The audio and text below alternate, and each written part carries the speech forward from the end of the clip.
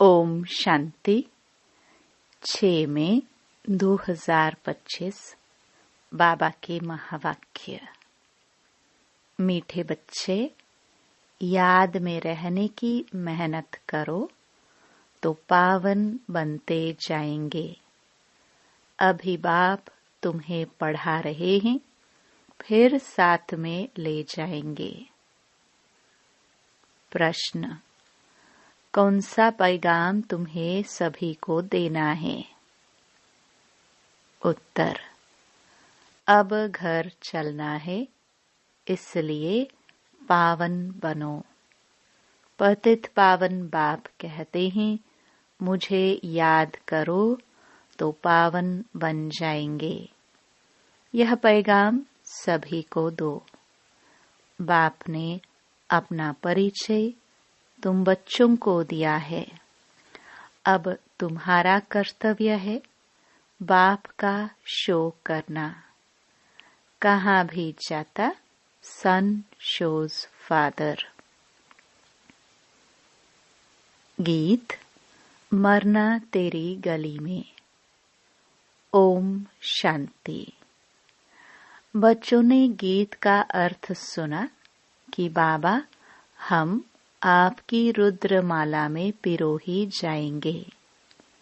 यह गीत तो भक्ति मार्ग के बने हुए हैं। जो भी दुनिया में सामग्री है, जप तप पूजा पाठ, ये सब है भक्ति मार्ग। भक्ति रावण राज्य, ज्ञान राम राज्य। ज्ञान को कहा जाता है नॉलेज, पढ़ाई। भक्ति को पढ़ाई नहीं कहा जाता। उसमें कोई उद्देश्य नहीं कि हम क्या बनेंगे। भक्ति पढ़ाई नहीं है। राजयोग सीखना यह पढ़ाई है। पढ़ाई एक जगह स्कूल में पढ़ी जाती है। भक्ति में तो दर दर धक्के खाते हैं। पढ़ाई माना पढ़ाई, तो पढ़ाई पूरी रीति पढ़नी चाहिए। बच्चे जानते हैं हम स्टूडेंट हैं। बहुत हैं जो अपने को स्टूडेंट नहीं समझते हैं, क्योंकि पढ़ते ही नहीं हैं। न बाप को बाप समझते हैं, न शिव बाबा को सद्गति दाता समझते हैं। ऐसे भी हैं बुद्धि में कुछ भी बैठता ही नहीं। राजधानी स्थापन होती है ना, उसमें सभी प्रकार के होते हैं। बाप आए ही हैं पतितों को पावन बनाने। बाप को बुलाते हैं, हे पतित पावन आओ। अब बाप कहते हैं पावन बनो। बाप को याद करो। हर एक को पैगाम देना है बाप का। इस समय भारत ही वेश्यालय है। पहले भारत ही शिवालय था। अभी दोनों ताज नहीं है।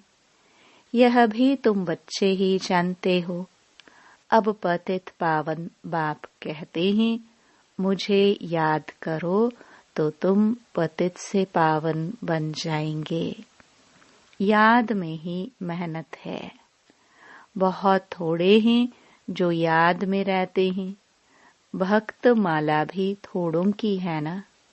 धन्ना भगत, नारद, मीरा आदि का नाम है। इसमें भी सब तो नहीं आकर पढ़ेंगे। कल्प पहले जिन्होंने पढ़ा है वही आते हैं। कहते भी हैं बाबा हम आपसे कल्प पहले भी मिले थे। पढ़ने अथवा याद की यात्रा सीखने। अभी बाप आए ही हैं तुम बच्चों को ले जाने। समझाते हैं तुम्हारी आत्मा पतित है, इसलिए बुलाते हो कि आकर पावन बनाओ। अब बाप कहते हैं मुझे याद करो, पवित्र बनो। बाप पढ़ाते हैं, फिर साथ में भी ले जाएंगे। बच्चों को अंदर बहुत खुशी होनी चाहिए। बाप पढ़ा रहे हैं, कृष्ण को बाप नहीं कहेंगे, कृष्ण को पतित पावन नहीं कहेंगे। यह किसको भी पता नहीं कि बाप किसको कहाँ चाहता है, और फिर वह ज्ञान कैसे देते हैं, यह तुम ही जानते हो। बाप अपना परिचय बच्चों को ही देते हैं।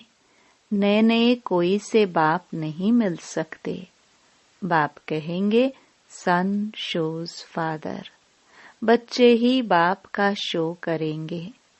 बाप को कोई से भी मिलने बात करने का नहीं है।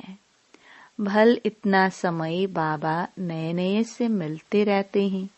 ड्रामा में था, ढेर आते थे।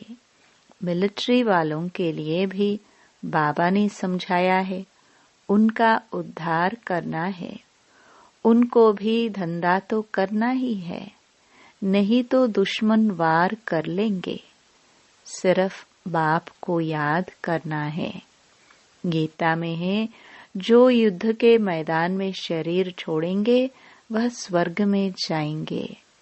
परंतु ऐसे तो जा न सके। स्वर्ग स्थापन करने वाला भी जब आए तब ही जाएंगे। स्वर्ग क्या चीज है, यह भी कोई नहीं जानते हैं। अभी तुम बच्चे 5 विकारों रूपी रावण से युद्ध करते हो। बाप कहते हैं अशरीरी भव, अपने को आत्मा निश्चय कर मुझे याद करो, और कोई ऐसे कह न सके। सर्वशक्तिमान एक बाप के सिवाय कोई को कह नहीं सकते। ब्रह्मा विष्णु शंकर को श्री नहीं कह सकते। ऑल माइटी एक ही बाप है, वर्ल्ड ऑल माइटी अथॉरिटी। ज्ञान का सागर एक बाप को ही कहा जाता है। यह जो साधु संत आदि है, वह है शास्त्रों की अथॉरिटी। भक्ति की भी अथॉरिटी नहीं कहेंगे। शास्त्रों की अथॉरिटी है, उन्हों का सारा मदार शास्त्रों पर है। समझते हैं भक्ति का फल भगवान को देना है। भक्ति कब शुरू हुई, कब पूरी होनी है, यह पता नहीं है। भक्त समझते हैं भक्ति से भगवान राजी होगा। भगवान से मिलने की इच्छा रहती है, परंतु वह किसकी भक्ति से राजी होगा? जरूर उनकी ही भक्ति करेंगे तब तो राजी होगा ना।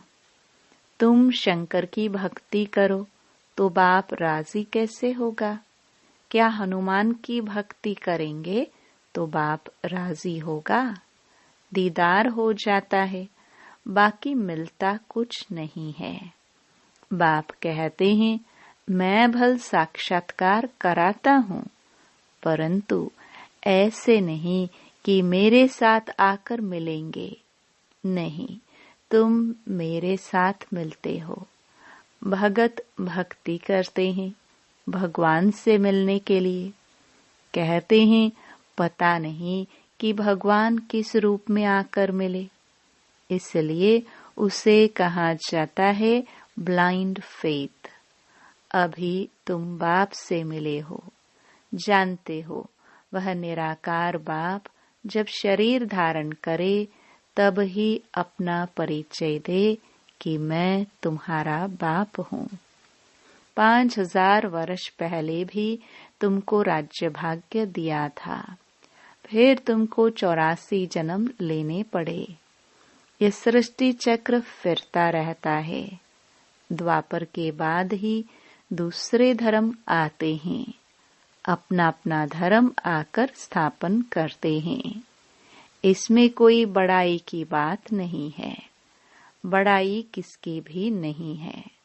ब्रह्मा की बड़ाई तब है जब बाप आकर प्रवेश करते हैं, नहीं तो यह धंधा करता था। इनको भी थोड़े ही पता था मेरे में भगवान आएंगे। बाप ने प्रवेश कर समझाया है कि कैसे मैंने प्रवेश किया, कैसे इनको दिखाया। मेरे सो तुम्हारा, तुम्हारा सो मेरा। देख लो, तुम मेरे मददगार बनते हो। अपने तन मन धन से तो उनकी एवज में तुमको यह मिलेगा। बाप कहते हैं, मैं साधारण तन में प्रवेश करता हूँ, जो अपने जन्मों को नहीं जानते। परंतु मैं कब आता हूँ, कैसे आता हूँ, यह किसको पता नहीं है। अभी तुम देखते हो, साधारण तन में बाप आए हैं।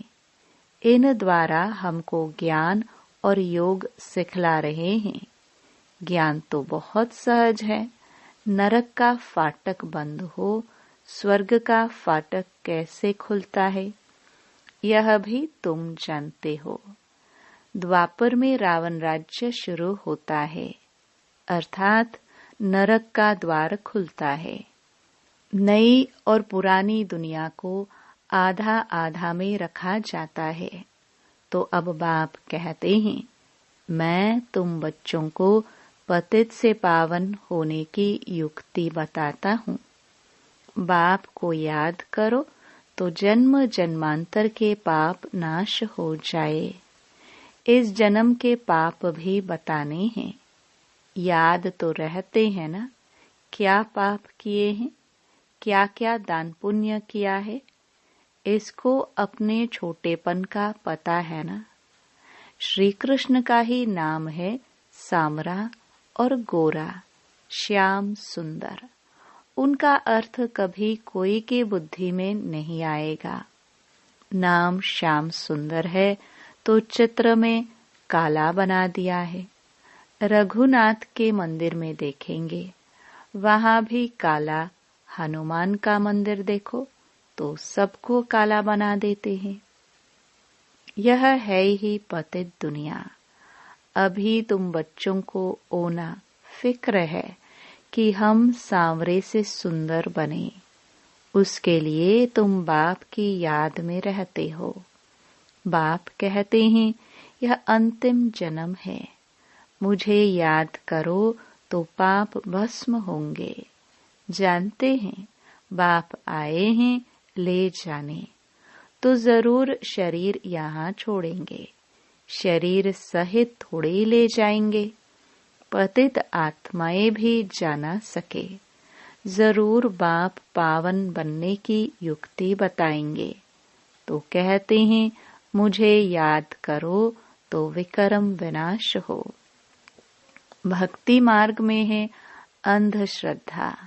शिव काशी कहते हैं। फिर कहते हैं, शिव ने गंगा लाई, भागीरथ से गंगा निकली। अब पानी माथे से कैसे निकलेगा। भागीरथ कोई ऊपर पहाड़ पर बैठा है क्या, जिसकी जटाओं से गंगा आएगी। पानी जो बरसात है, सागर से खींचते हैं, जो सारी दुनिया में पानी जाता है। नदियां तो सब तरफ हैं। पहाड़ों पर बर्फ जम जाती है, वह भी पानी आता रहता है। पहाड़ों के अंदर गुफाओं में जो पानी रहता है, वह फिर कुओं में आता रहता है। वह भी बरसात के आधार पर है। बरसात ना पड़े तो कुएं भी सूख जाते हैं। कहते भी हैं, बाबा हमको पावन बनाकर स्वर्ग में ले जाओ। आश ही स्वर्ग कृष्णपुरी की है। विष्णुपुरी का किसको पता नहीं है। श्री कृष्ण के मुरीद कहेंगे, जहाँ देखो कृष्ण ही कृष्ण है। अरे, जबकि परमात्मा सर्वव्यापी है, तो क्यों नहीं कहते जिधर देखो परमात्मा ही परमात्मा है। परमात्मा के मुरीद फिर ऐसे कहते, ये सब उनके ही रूप है। वही यह सारी लीला कर रहे हैं। भगवान ने रूप धरे हैं लीला करने के लिए, तो जरूर अभी लीला करेंगे ना। परमात्मा की दुनिया स्वर्ग में देखो। वहाँ गंध की कोई बात नहीं होती। यहाँ तो गंध ही गंध है। और फिर यहाँ कह देते परमात्मा सर्वव्यापी है, परमात्मा ही सुख देते हैं। बच्चा आया सुख हुआ, मरा तो दुख होगा। अरे भगवान ने तुमको चीज दी, फिर ली, तो इसमें तुमको रोने की क्या दरकार है। सतयुग में यह रोने आदि का दुख होता नहीं। मोहजीत राजा का दृष्टांत दिखाया है। ये सब हैं झूठे दृष्टांत, उनमें कोई सार नहीं है। सतयुग में ऋषि मुनि होते नहीं, और यहाँ भी ऐसी बात हो नहीं सकती। ऐसा कोई मोहजीत राजा हो नहीं सकता। भगवानुवाच यादव कौरव पांडव क्या करत भय, तुम्हारा बाप से योग है। बाप कहते हैं मैं तुम बच्चों द्वारा भारत को स्वर्ग बनाता हूँ। अब जो पवित्र बनते हैं वह पवित्र दुनिया के मालिक बनेंगे। कोई भी मिले उनको यह बोलो, भगवान कहते हैं मामिकम याद करो, मेरे से प्रीत लगाओ और कोई को याद न करो। यह है अव्यभिचारी याद। यहाँ कोई जल आदि नहीं चढ़ाना है। भक्ति मार्ग में यह धंधा आदि करते याद करते थे ना। गुरु लोग भी कहते हैं मुझे याद करो, अपने पति को याद नहीं करो। तुम बच्चों को कितनी बातें समझाते हैं। मूल बात है कि सभी को पैगाम दो। बाबा कहते हैं मामिकम याद करो। बाबा माना ही भगवान। भगवान तो निराकार है। श्री कृष्ण को सब भगवान नहीं कहेंगे। कृष्ण तो बच्चा है। शिव बाबा इसमें न होता तो तुम होते क्या। शिव बाबा ने इन द्वारा तुमको एडॉप्ट किया, अपना बनाया है। यह माता भी है पिता भी है। माता तो साकार में चाहिए ना, वह तो है ही पिता। तो ऐसी ऐसी बातें अच्छी रीति धारण करो। तुम बच्चों को कभी भी किसी बात में मूंझना नहीं है। पढ़ाई को कभी नहीं छोड़ना। कई बच्चे संगदोष में आकर रूठ कर अपनी पाठशाला खोल देते हैं। अगर आपस में लड़ झगड़ कर जाए अपनी पाठशाला खोली तो मूर्खपना है। रूठते हैं तो पाठशाला खोलने के लायक ही नहीं है। वह देह अभिमान तुम्हारा चलेगा ही नहीं, क्योंकि बुद्धि में तो दुश्मनी है। तो वह याद आएगी, कुछ भी किसको समझा नहीं सकेंगे।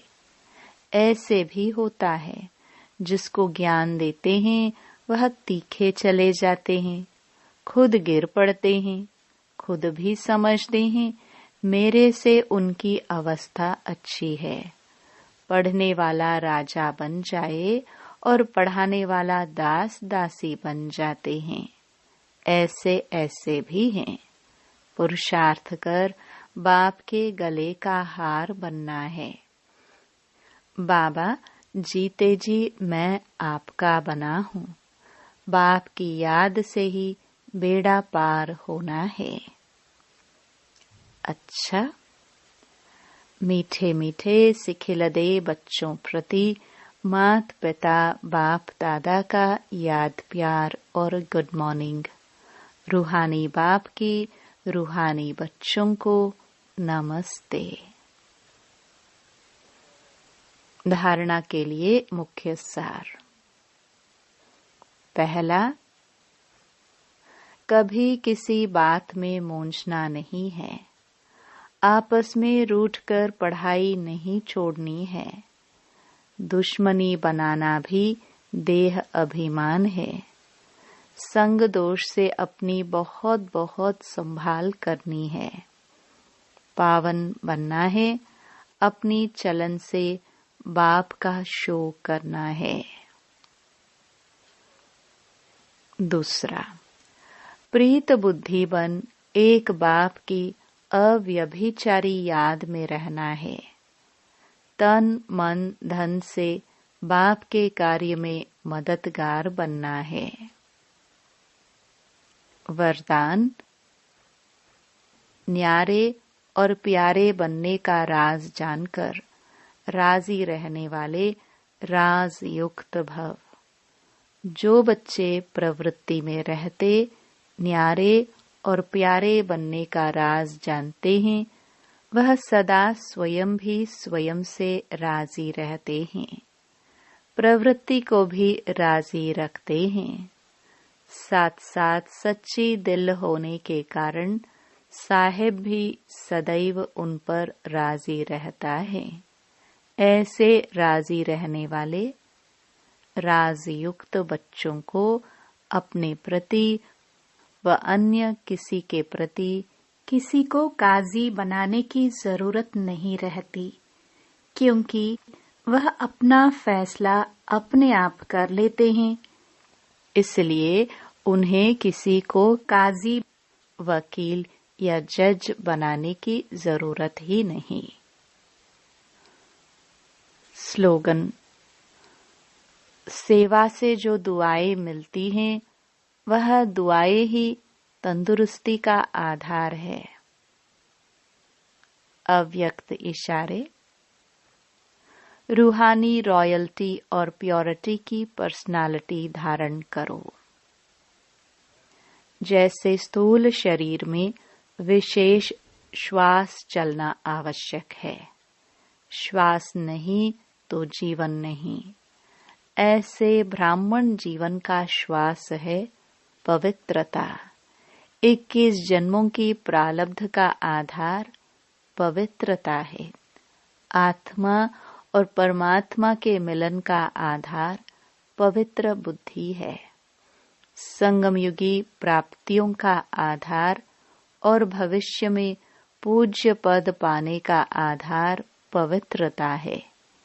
इसलिए पवित्रता की पर्सनालिटी को वरदान रूप में धारण करो। ओम शांति।